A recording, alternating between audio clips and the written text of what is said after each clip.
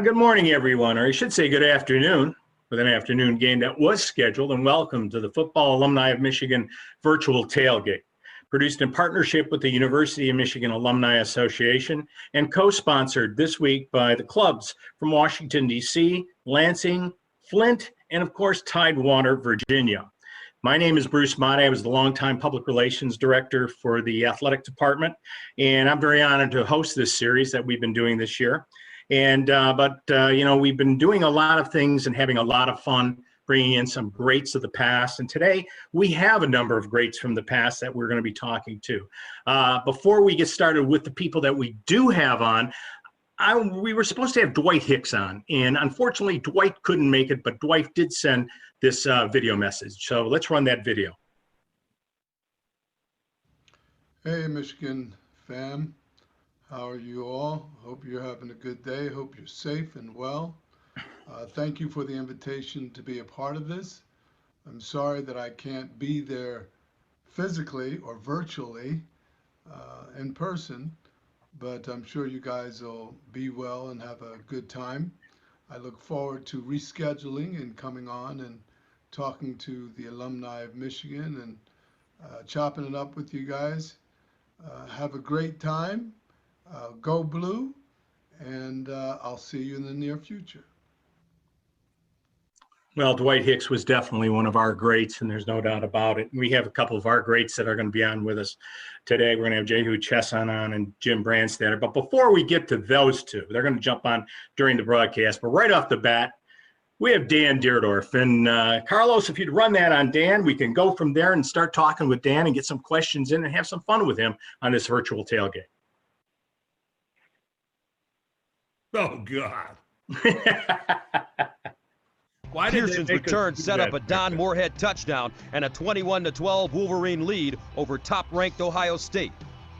A teammate of mine from the 69 and 70 team at Michigan, an All-American at Michigan, a Hall of Honor winner at the University of Michigan, and an NFL Hall of Famer, great football player and good friend, Dan Dierdorf. I'm still looking out here at Michigan Stadium going, is this real? I don't, I'm looking, I've done Super Bowls, I've done many NFL playoff games. I'm looking forward to this game more than any of those. He elevates and snags that ball out of the air with his right hand. That is one of the great catches in Michigan football history. I am not falling victim to hyperbole. I'm telling you, that's one of the greatest catches in Michigan history. Dan, welcome, and I'm glad you're on the virtual tailgate today. And I kind of wish we were doing this from Michigan Stadium today, but unfortunately we're not doing it from there. And, I guess the first question I have is that, you're going back into the radio booth and, you won the Pete Rozelle Radio TV Award as one of the great commentators of all time for the NFL and on television. What was it like for you to come back and do Michigan? I mean, that had to be, you said it was special and it was different. You've done the Super Bowls. Do you still feel that way today? And I mean, how excited do you get to watch our games as compared to what you used to have with the NFL? Well, I'd spent 43 consecutive years in an NFL stadium every weekend of the fall.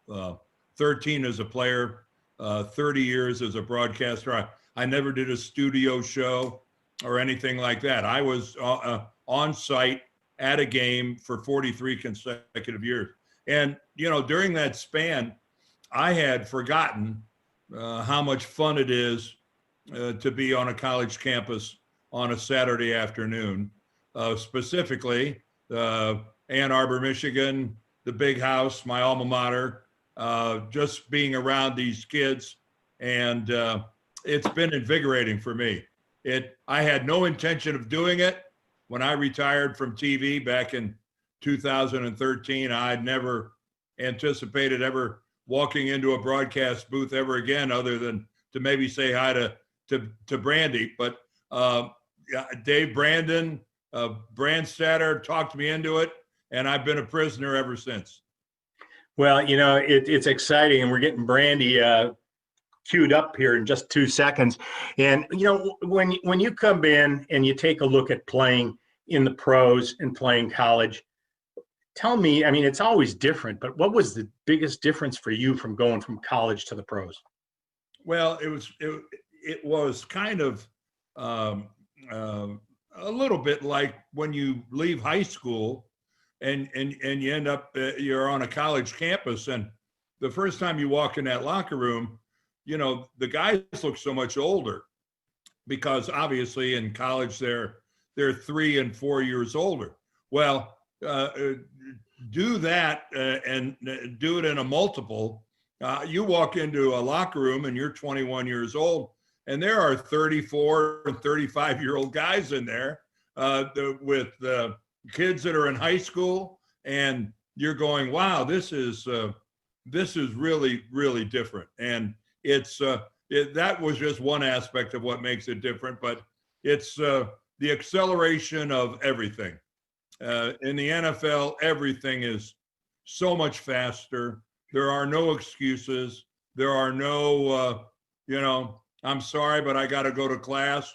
I didn't get a chance to study. No, there's none of that. You're a professional and you're supposed to act like it.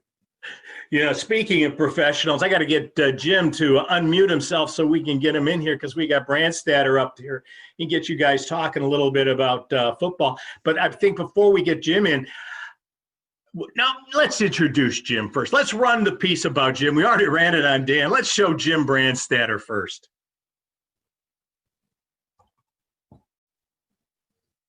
Larry Sippa under center in a balanced line. Sippa rolls out to the right, pitches off to Taylor, and Taylor's to the 20, down to the 15, down to the 10, 5, 4, 3, 2, 1, touchdown, Billy Taylor! There are a few changes up here in the broadcast booth for Michigan football.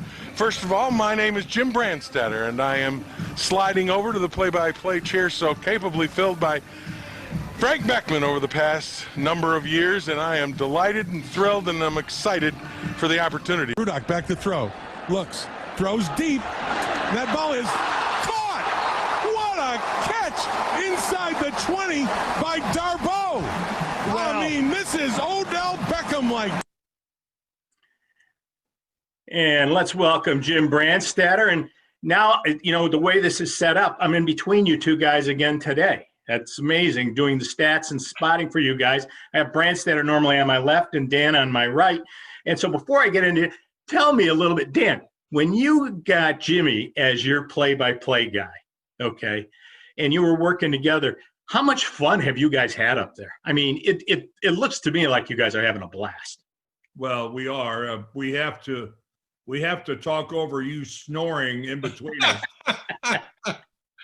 So, first of all, we're handicapped in that regard. How often does this ever happen to anybody where, you know, I had a chance not only to come back to my alma mater, but I get a chance to work with, you know, two things. One of the best friends I have in the world. And secondly, someone that I've known since he was 18 and I was 19. And that was a long time ago.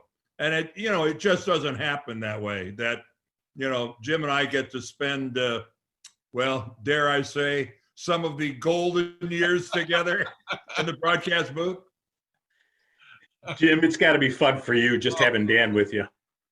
We are, as Dan said, we're kind of in our golden years. We're kind of both on the back nine of our careers. But I got to tell you, for me, I couldn't have it, coming to an end without a better partner. I mean, Dan is the best. I mean, when Dan says we've known each other since we're 18, 19 years old, that's a fact. I mean, we were just kids, and we followed each other's career. I was in St. Louis when Dan played his last professional football game.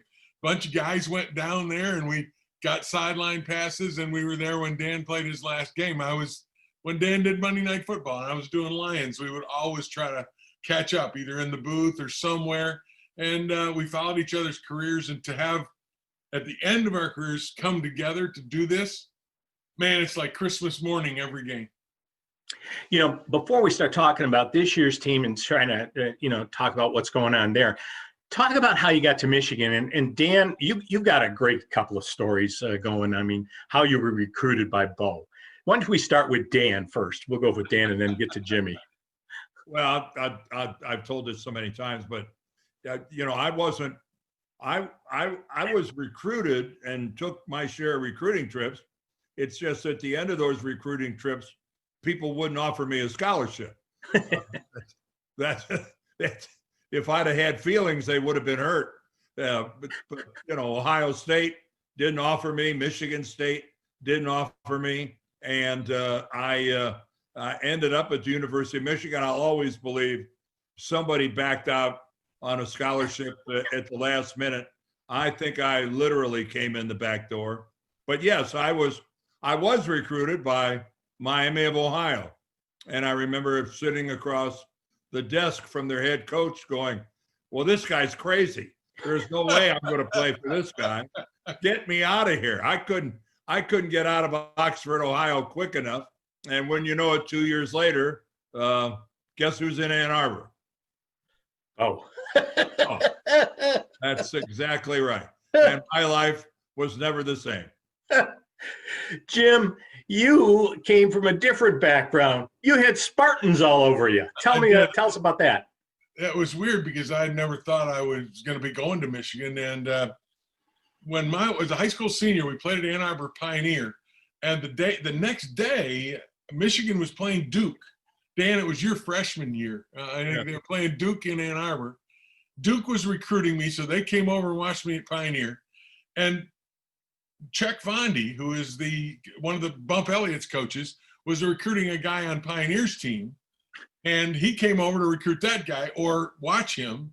And I was playing against him, and I had a nice night against him. Well, 3 days later, Chuck Fondy shows up in East Lansing and says, would you be interested in going to Michigan? And they didn't recruit me at all because they thought I was for sure going to Michigan State. And I said, yeah, I'd love to. Well, I came to take a visit to Ann Arbor, and I was luckily, because I would have never come if Deerdorf were my guest host. But I came to Ann Arbor. Mike Hankwitz, who is now the defensive coordinator at Northwestern, Jim Mandich, both, I met them both, and Dave Denson, who was a center on one of those Michigan teams back then, were kind of my hosts on campus.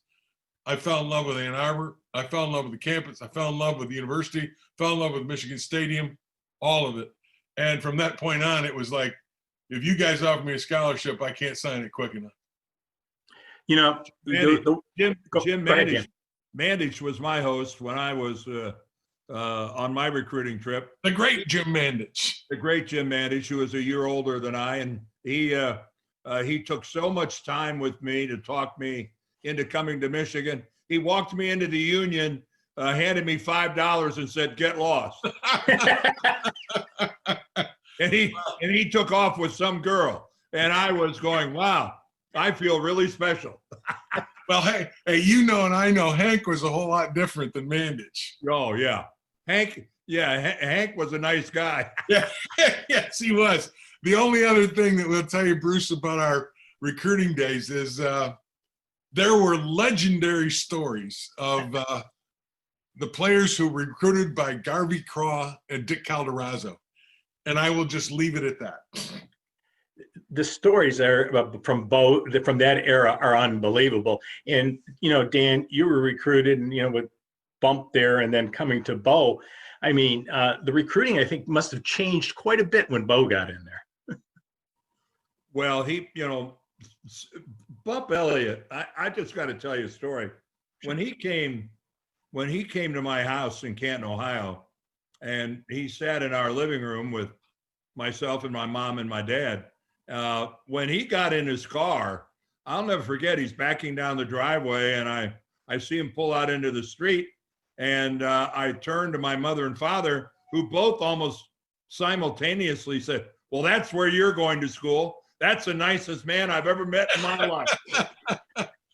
And of course, if you knew Bump Elliott, you knew they were telling the truth. And that is absolutely the way Bump recruited, because when I was recruited, Bump did the same thing. He came into our house, sat in our living room, and he's there for half an hour. He said maybe 3 words to me. The rest of the time he was talking to my dad about the old Michigan State game, my mom about her cooking and the fact that the Michigan State and the campus and how she graduated and how mom and dad met, all this stuff. And when he left, he looked and turned to me, he says, Jim, it's a pleasure to meet you and your family. We think you're good enough to play at Michigan. We hope you take a good look at our campus. That was it. And I'm thinking, aren't you supposed to pat my back and tell me how great I am? He didn't do that. He recruited my mom and dad, but my mom and dad, both Spartans, they knew I made the right decision when I chose Ann Arbor. I was really fortunate to be intertwined with both of the Elliott brothers. Obviously, I played for Bump at Michigan, and he's the reason I went to Michigan. But then his brother Pete was an assistant coach with the St. Louis Cardinals while I was a player with the Cardinals. And also, he was the executive director of the Pro Football Hall of Fame when I was elected and then inducted into the Hall. And I got to share that with Pete. So I was really fortunate to have my career, both collegiately and then professionally, kind of intertwined with the great Elliott brothers. That is Michigan football. Amen. Elliott, Bump, and Pete, what they meant to college football and what they meant to football. I mean, Bump, what he meant to the Big Ten. I mean, what he did at Iowa, he might have been one of the most influential individuals the Big Ten has ever seen. Would you agree with that, Dan? Yes, what he's done. He really, people remember. It just depends on your age. Obviously, a lot of people only remember Bump as the athletic director at Iowa. And then, there's another subset of people that remember Bump as the coach at Michigan. And then, there's a generation that's pretty much gone by now, but they would have remembered that Bump Elliott was a Heisman Trophy candidate. He was one of the best players in college football. He was the architect with Fritz Chrysler of the Mad Magicians, national champions.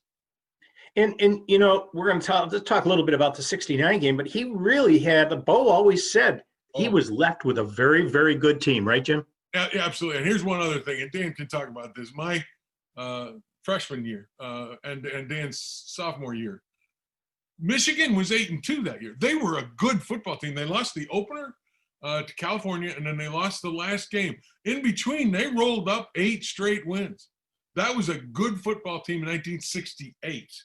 And when Bo came in, and he admitted it, I give Bo a lot of credit, the cupboard certainly was not empty. And Bo just took what Bump left him, and the rest is history. Well, I think all you have to know is when we beat Ohio State, Bo Schembechler gave Bump Elliott a game ball because every single person on the field for Michigan that day was at Michigan because we went to Michigan to play for Bump Elliott.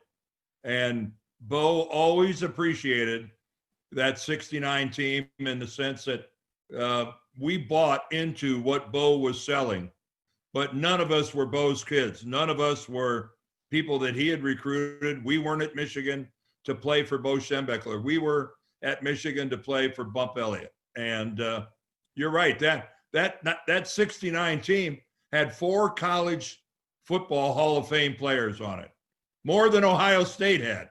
And every one of them recruited by Bump Elliott. Talk about that 69 game. I mean, everybody talks about it, but I guess what's your biggest memory from that game, Dan? The fact that we were able to pay off a debt. We got run out of Ohio Stadium the year before, embarrassed. And we spent an entire year contemplating a payback, and we did. We derailed what certainly would have been the national championship team of 1969. They were undefeated the year before in 68. They were undefeated coming into our game. I think their average, the closest game they had was like 30 points. And, we just I think all of us on that team think that was kind of the beginning of the modern era of Michigan football. It wasn't us so much. It was Bo Schembechler that started his 10-year war with Woody, the sellouts and everything. And we'll always be immensely proud of having played a small role in that. And I couldn't agree more, Bruce. And the one other thing I will say is that as a sophomore on that team, we took our cue from the Dan Deerdorfs, the juniors and seniors. Dan talks about it being a payback. Back in those days, freshmen weren't allowed to play. We watched that game. I watched that game from Chrysler Arena. And I was on the team, but we couldn't travel. Freshmen couldn't play. But during that 69 season, when we beat Iowa and we came off the field, you could see it in the eyes of Mandich and Craw and Caldo and Dan, the juniors. It was payback time, and we wanted Ohio State. Nobody in the country wanted to play Ohio State. That was like walking into a guillotine, except us. And it was because they wanted payback, and us sophomores on that team took our cue from them to realize just how important and how emotional this was to pay back Woody for what happened in Columbus, and to kind of erase and give Ron Johnson, who was on that 68 team, a really key figure, wonderful man, great captain. He shouldn't have gone out the way he did. And that 69 team, they dedicated themselves, and it came down from the seniors and juniors to us sophomores that this was big. Johnson was an unbelievable player. I mean, we could talk about him forever. One of the great running backs in Michigan history. There's no doubt about that. Still holds the single game rushing record, does he not? Yeah, he still holds it. He held it. He did it against Wisconsin in a rain day game that I think you'd remember quite well. Then, Dan, I think I blocked for every one of those yards. Yep. I'm immensely proud of that. I was a sophomore, and I played every snap of that game, and that was fun. You know, the other guy in that game, Dan and Bruce, that really did a great job was Garvey. He was the fullback on that team, and they had a really good linebacker. And I mean, Garvey wore him out all day long. And I thought Garvey and Ron Johnson were the MVPs of that game big time. Just want to remind you what era that was. Say again? That's back when we used to run the ball for a lot of yards against Wisconsin instead of the other way around. Yeah, vice versa. I want to remind everybody that you can submit questions, and please do submit the questions, and we'll try to get them on as quickly as we can. And a lot of the questions that we are getting is the questions that we're having right now is about this year's team. So, you know, what I'd like to do, you know, is let Jim and Dan kind of talk about this year's team. You know, we've had a lot of changes in there. We got a bad connection here, Bruce. I think I got to go. Well, you know, it's interesting because we had one individual called Mr. Kopp asked about, you know, the records, you know, and that Ohio State and Alabama have never had these type of records. Yes, they did. Every team goes through tough times, and to be taking a look at it, Jim's record has been good. It has been good, and this year is just one of those years. I call it an asterisk season because everything seems to be so goofy. It's just odd with nobody at the games. It's hard to really understand. It reminds me, Jim and Dan, of the strike season in NFL football in the early 80s, where you're kind of looking at it going, what is this? So, I mean, how do you look at this season? I'll let Dan start off. Dan, how do you look at this? Can I say something real quick? Yes. No.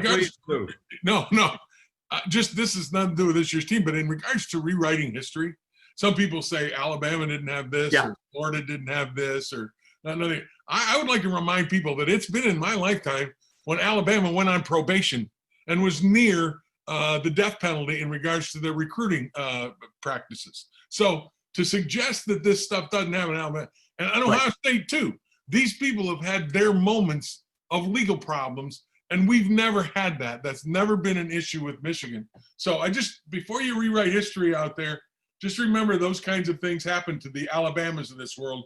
And I would be, I'd just be careful where you go. I agree. I agree with that totally.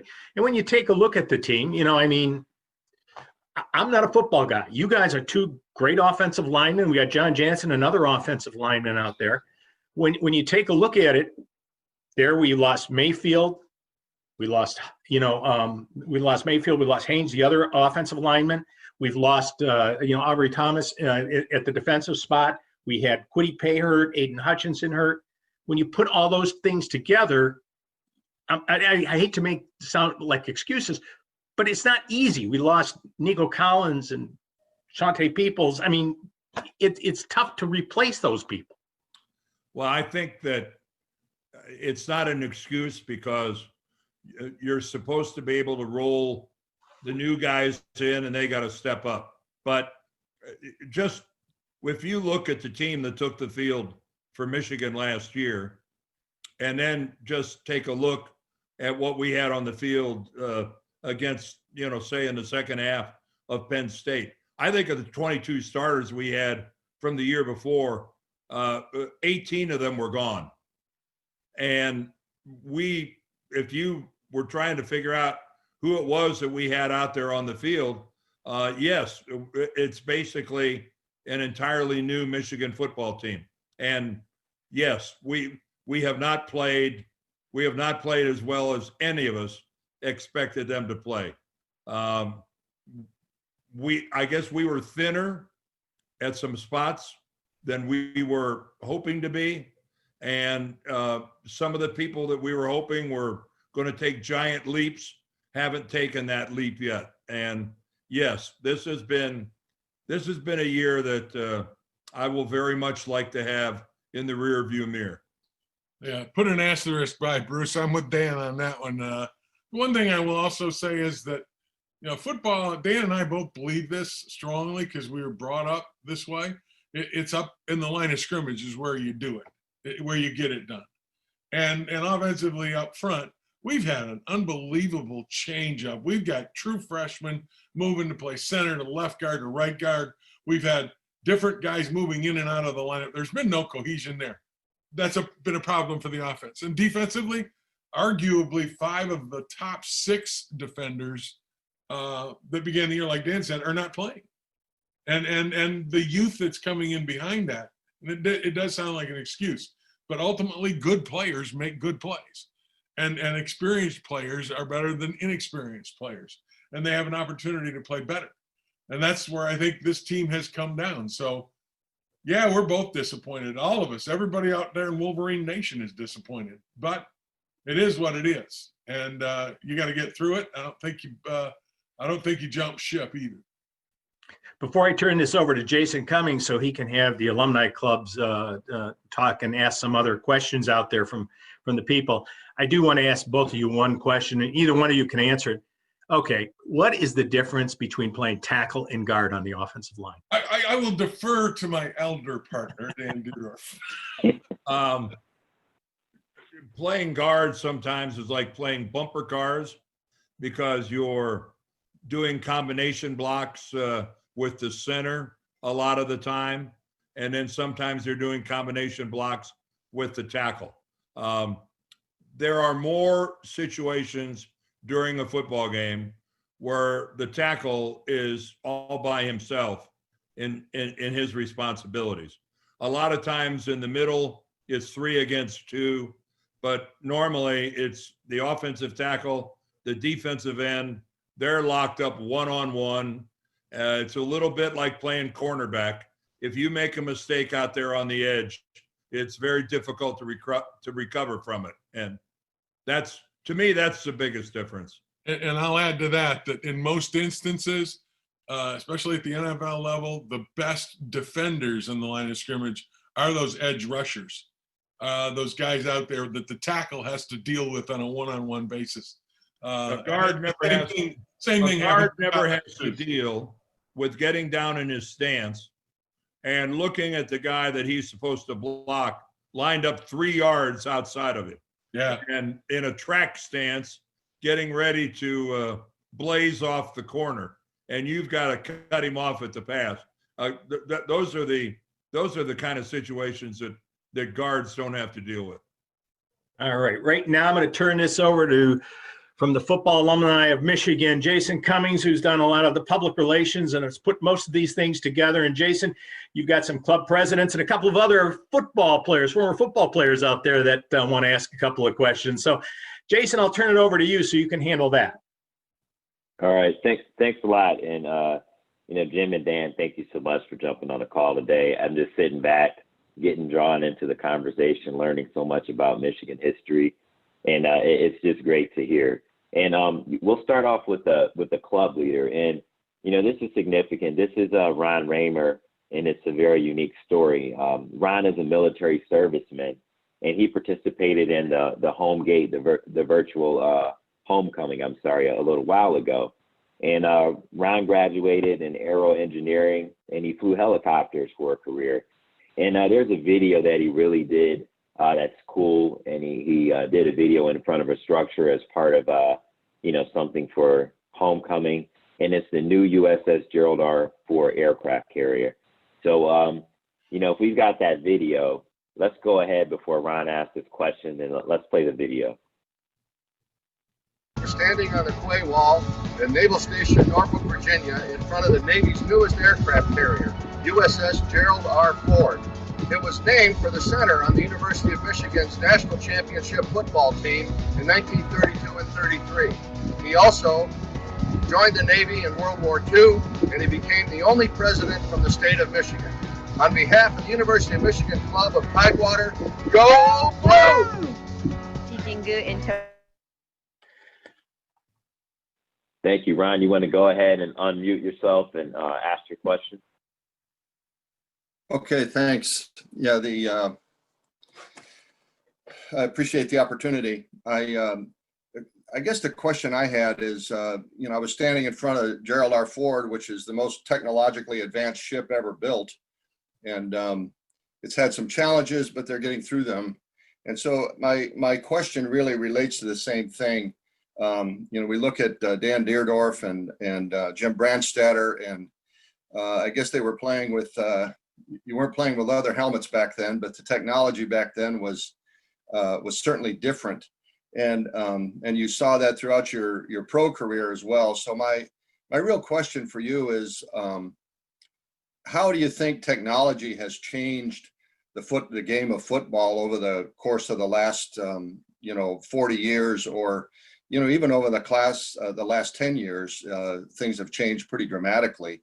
You see the coaches out in the pros anyway with Microsoft Surfaces and the communication back and forth, and it just seems like it's almost a different game. Well, I'll start with that. I got to live through the evolution of the helmet, going from the old suspension helmet to the helmets that were filled with air packets, where you could actually put like you were filling a basketball. You could fill your helmet to conform to the shape of your head, and it really was a lot better in terms of softening the blow. To me, the biggest technological change has been the playing surface. I would have given anything to play on the field turf that the players, that's the field that most programs use now, with the ground up rubber chips. And let me tell you something. When I played at Michigan Stadium, we were on that tartan turf. Oh.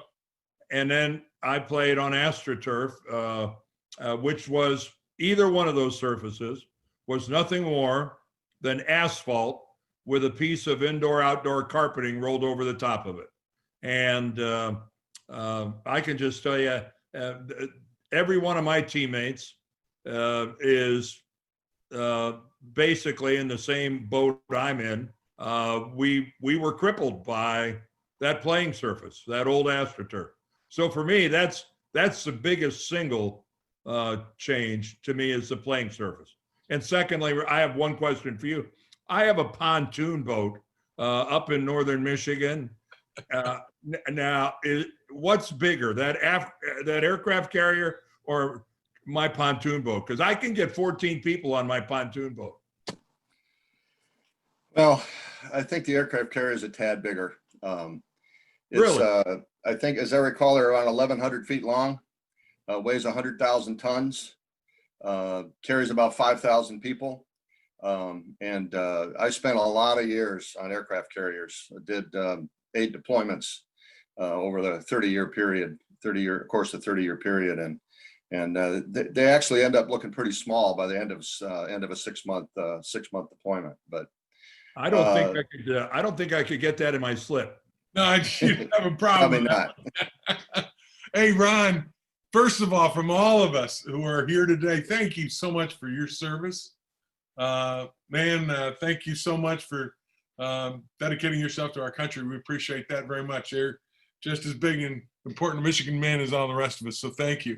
And the other thing, in regards to the technology, Dan is right about the surface and the equipment, but I think also it's like anything else, is information services have gotten so crazy with the internet and the speed with which you can inundate players and coaches with information, and they've broken it all down. It's like people and coaches have staff that do statistics about what happens on 3rd and short, what happens on 3rd and long, right hash, left hash, the whole 9 yards. That information is disseminated real quickly and evenly to all the players, and I think that's one of the important things. And I think weight training, there's been a tremendous increase in weight training and nutrition that has made the players bigger, stronger, faster, and that has also changed the game to some degree. So technology, in my opinion, like Dan had mentioned, not only the physical changes, but also that information and getting the players to a certain point physically, they've all been part of improving the game and making the game faster, stronger, and better than it was 40 years ago. Thanks, Ron. And thanks, Jim and Dan. So before we go to our next question, we're going to go to a former player, but I just want to let everyone know that there's 3 principles that we really lead by in FAM. And one is empowerment. And empowerment means giving guys life skills and the tools they need to be successful. So we've got FAM Matters, which is a virtual series, which we talk about topics like mental health, physical health, diet, CTE, and other things. And then we got our teammate assistance program, where we have a list of volunteers that provides assistance to players, and it's a discrete operation for that. Then the last thing is unity, what you're seeing today. So you're seeing people from different eras, speaking. We're going to bring in some other players, but this is kind of what FAM is all about. And upcoming, we got a really cool partnership that we're doing with Rewind that's sponsored by Charles Woodson and Desmond Howard, and it's really to help people achieve weight loss results that often lead to diabetes. So wanted to let you guys know about that. And the next question, we're going to bring in a former football player, Julius Curry. Julius is doing some cool things these days. We'll let him tell you about what he's doing. Julius, you can turn your camera on and unmute yourself and tell everyone, kind of what you're up to before you ask your question. Are you there, Julius? Julius, isn't Julius doing the NASCAR stuff? Unmute yourself. Yeah. Hey guys, how's Julius, everything going? Hey, good. You're still doing NASCAR, aren't you? Hey man, I'm doing some. I'm getting back into motorsports this 2020 season coming up. I'm looking at probably getting into some IMSA. So NASCAR purchased IMSA in March, so it was looking like I'll be probably getting in some IMSA full time next year. So well, good for you. I'm glad to see you in the motorsports industry. You've been killing it. Oh man, I'm trying. It's trying to lead guys to a different opportunity and provide opportunities in the community where I grew up in Detroit, and also just provide opportunities for guys that former players that transition into new things in with their lives. Good for you. Yeah. So the question I had was, and I think it's a pretty good question, because I know a lot of guys in the 96 and 97 talked about what you guys were talking about with your coach is. Did you guys really enjoy working with Bo even once you got to Michigan as your head coach? And I know that Bump recruited you guys, and I know that's who you guys wanted to play for. But was it difficult coming there and playing for Bo once you guys made that decision? Dan, I think this one's good for you. Well, they were such different styles, Julius. I'll say this. I really liked Bump Elliott. I was terrified of Bo Schembechler. Me too. I didn't even want to make eye contact with Bo Schembechler. And so he was, he commanded respect in a different way. Bo worked us harder than I ever thought I could be worked. And, he taught us all a valuable lesson that we're all capable of doing more than we think we are. And if Bo had an attribute, that was one of his very best, that he was able to push you. He was able to prod you, kick you in the butt, whatever it took. But you just found yourselves doing things that you didn't think you were capable of doing. And that's what made Bo, I think, an extraordinary coach. And one other thing too, which I think is interesting in interpersonal relationships, Dan and I are from a group that first got there when Bo first got there. He put us through more than we could even imagine, physically and mentally.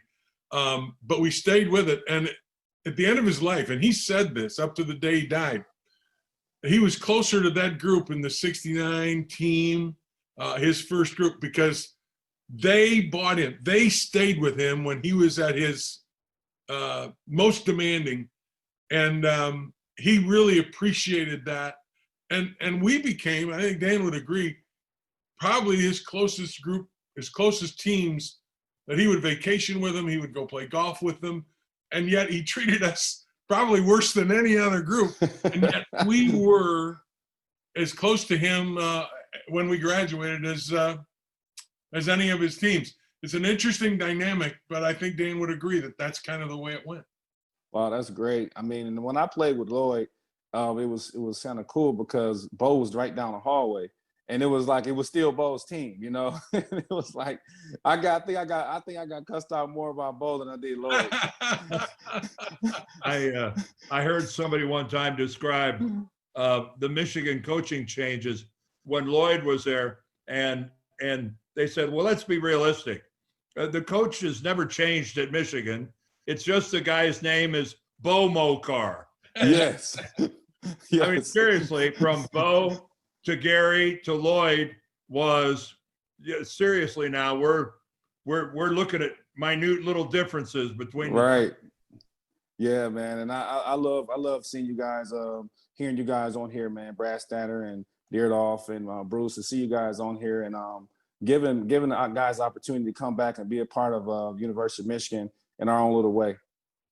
Julius, thanks very much. And good luck with the IMSA thing, man. I can't wish you a good, big success in that. Oh, thank you so much. Yeah. Thanks, Julius.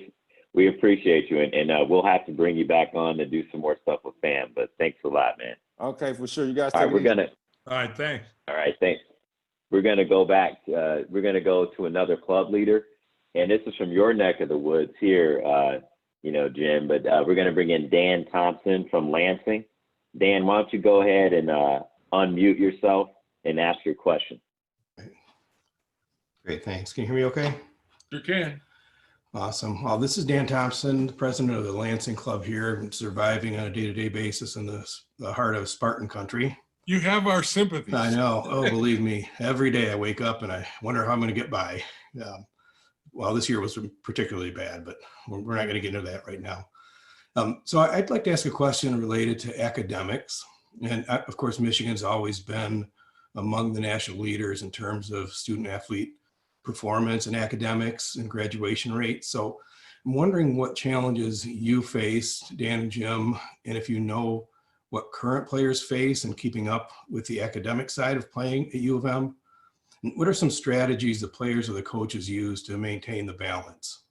I think one of the things that's most important, and I think this is what's absolutely fabulous about the University of Michigan and their athletic program, is that if there's a young man who has a trouble in a class or whatever, the University of Michigan athletic campus and group will put together tutors in any way possible to help that young man make his way through those struggles.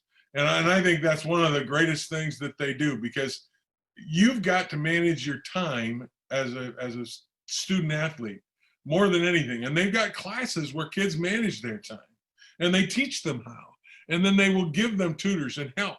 And I think that's tremendous. And I think that they have a leg up if you're an athlete at the University of Michigan. So the athletic department, in my opinion, does a great job in servicing the academic part of being a student athlete. At least that's my thing. And from a standpoint of moving forward, this kind of thing, the connection with FAM and the connection with other Michigan graduates is a tremendous help to anybody who does graduate, because they've got a leg up. They can talk to somebody who graduated from Michigan, and that person will, I think, open the door to anybody who has a degree from Michigan.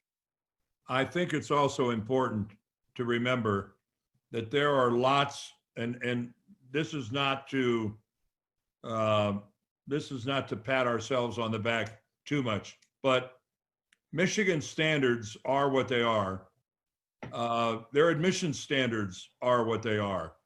And there are young men playing Power 5 football today that would not get into the University of Michigan. And I don't think that's ever going to change. And I don't think any of us want that to change. And there are, I'm sure there are some frustrations at time that maybe a coach brings somebody that, that the admissions department says, they're not a good fit. It's not going to work. And I don't know that I've always been proud of the fact that Michigan has standards, and I would like to see us keep them up for the future.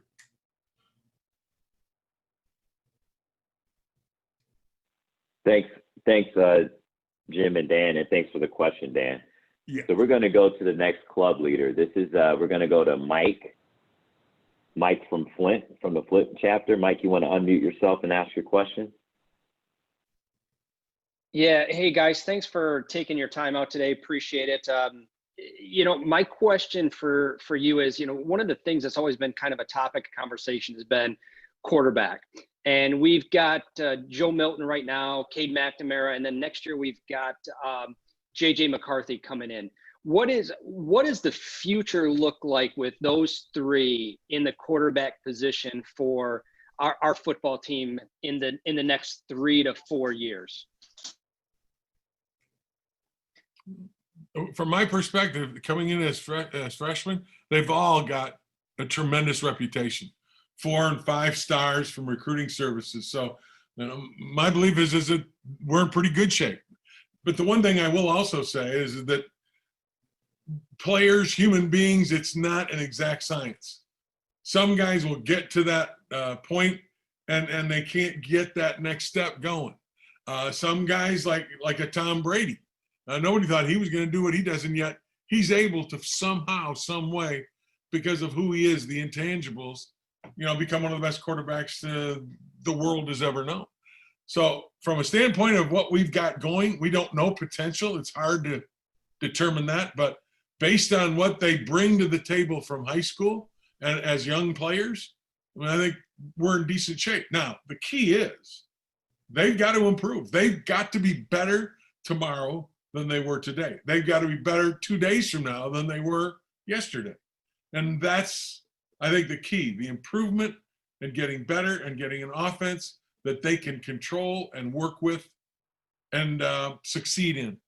That's kind of where that question goes, at least from my perspective. Well, I'm just going to add that we've all been waiting for somebody to take that position and grab it by the throat and make it mine. And just through the way they play, that I own this job and I'm going to own it for a couple of years. We're still waiting for that. And whether it's going to be Joe Milton or whether it's going to be Cade McNamara or whether next year it's going to be JJ McCarthy, somebody has to step up and take that job. Not just receive it because it was given to them. They've got to snatch it out of the air, take it, make it theirs, and hold on to it. And that we've been waiting for that for quite a while.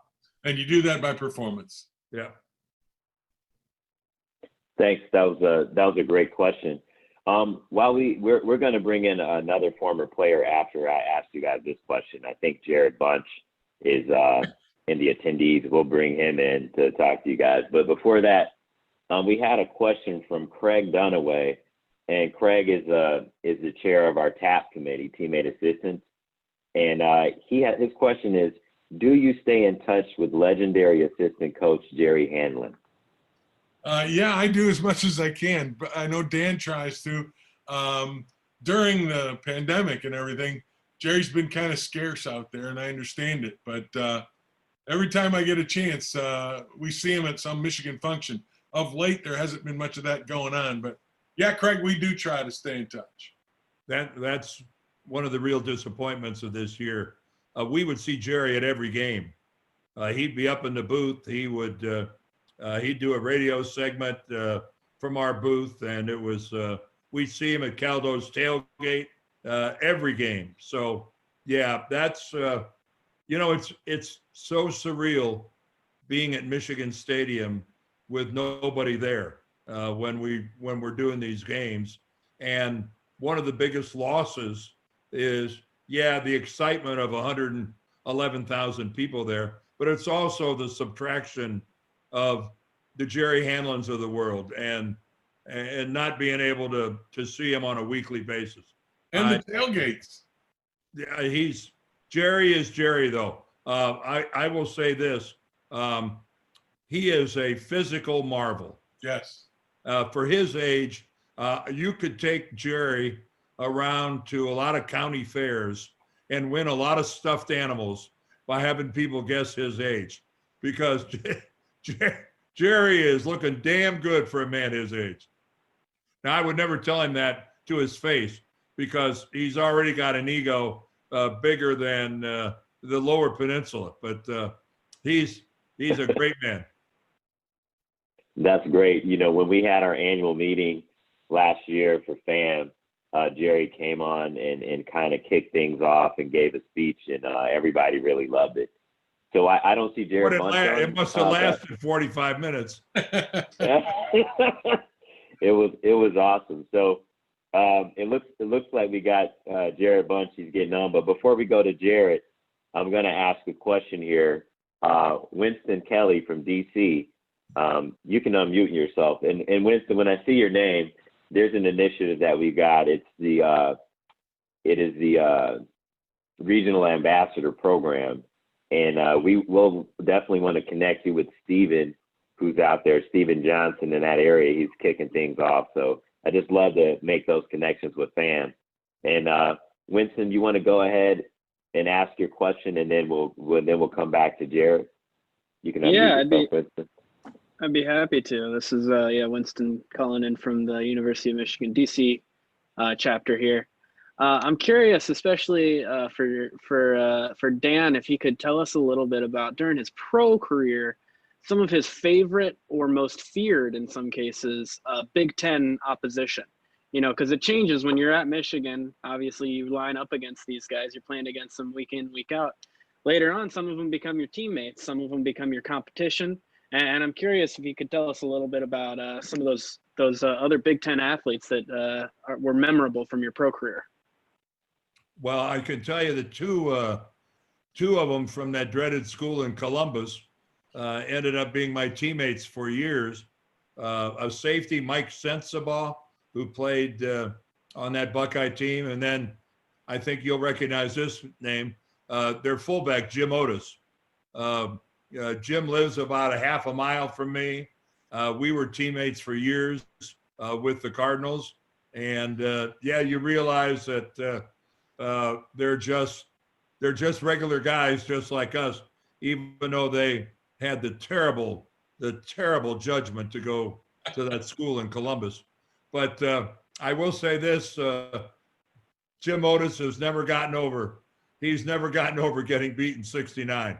I'm surprised he talks to me, because that's been a burr under his saddle for a long, long time.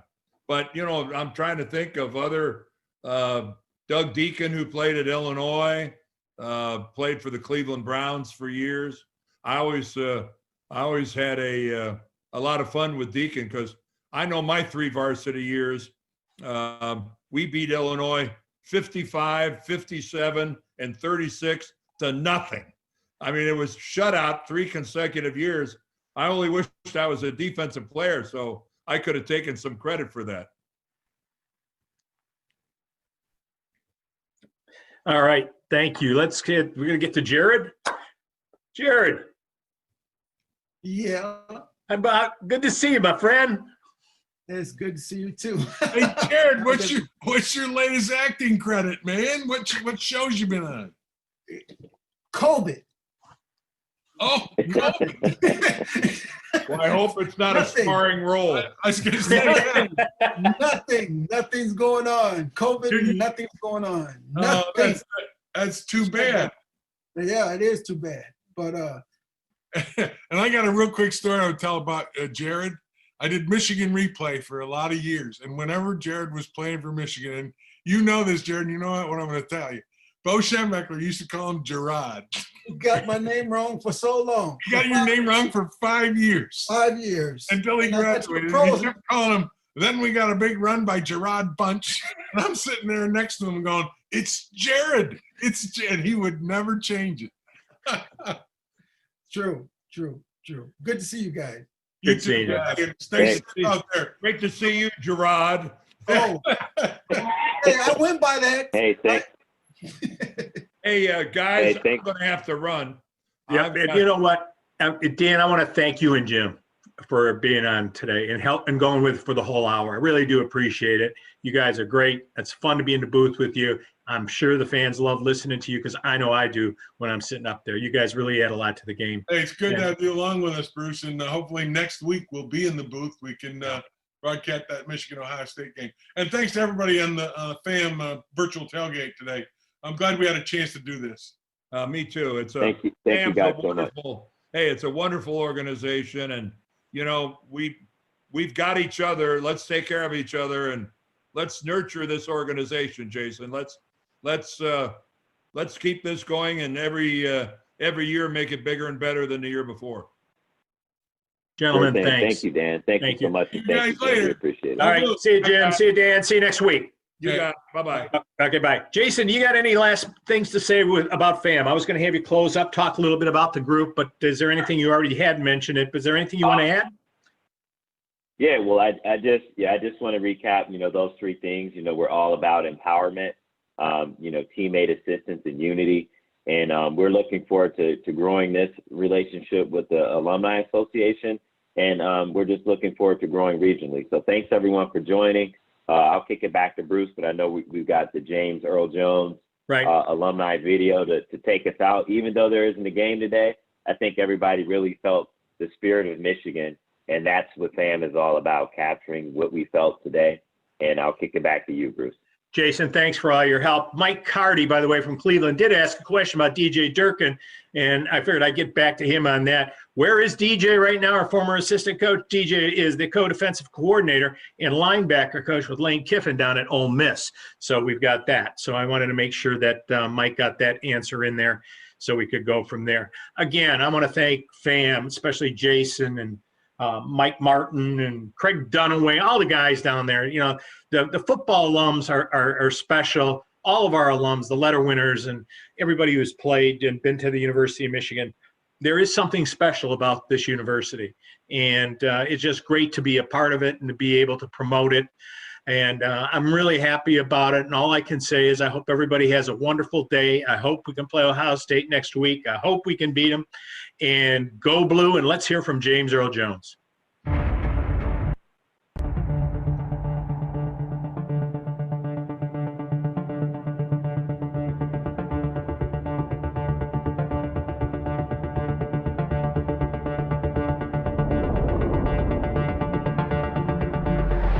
This is the University of Michigan. What a football game we're going to have here this afternoon.